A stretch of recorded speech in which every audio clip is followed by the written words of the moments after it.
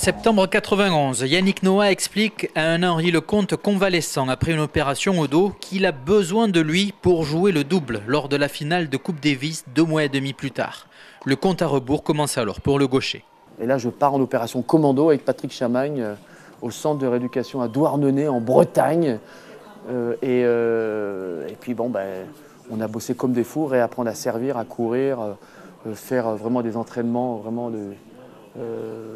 d'entraînement de fou, quoi, pour se retrouver en stage de préparation pour la Coupe Davis à Neuchâtel avec ce qu'il en suit, c'est-à-dire Jean-Claude Perrin et ses fameux footing commando où tout d'un coup il mettait une barre, il fallait plonger dans la flaque d'eau et on l'a tous fait, quoi. Donc c'est aussi ça la Coupe Davis, c'est aussi qu'on est capable de pouvoir faire abstraction de beaucoup de choses et d'être tous ensemble unis pour vaincre et gagner cette finale. Et en stage de préparation en Suisse, Lecomte retrouve son jeu et bien plus encore. C'est avéré que pendant les 10 jours de préparation, je n'ai pas perdu un set à l'entraînement. Après, par la suite, on commence à prendre confiance, c'est évident. Et c'est vrai que j'étais toujours dans cette euphorie, dans ce moment extraordinaire où je retrouvais mon niveau de jeu, où j'avais pas mal au dos. Vous savez, quand vous avez déjà ça, c'est déjà extraordinaire. Et puis par la suite, c'est arrivé, je pourrais dire, c'est facile à dire après, mais presque naturellement. Je savais que j'allais jouer de toute façon, en double. Puis lorsqu'il est venu me voir, il m'a dit écoute Henri, je veux te mettre en simple. Je lui ai dit oui, ok, pas de problème.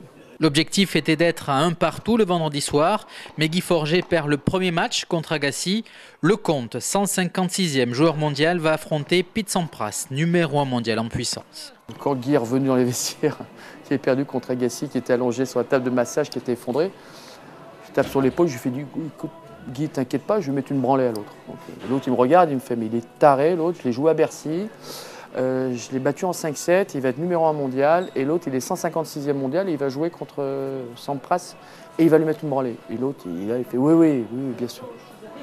Et puis il est arrivé ce qui est arrivé, j'ai gagné, je suis revenu, puis je lui ai dit toi, je te l'avais dit. Victoire de Lecomte, 6-4, 7-5, 6-4, un joueur sur un nuage.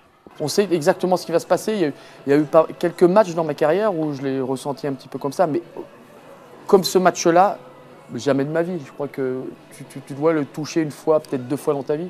Cette euphorie, cette facilité, cette vision du match où tu sais exactement où va la balle, où tu n'as peur de rien, où tu sais que ça va bien.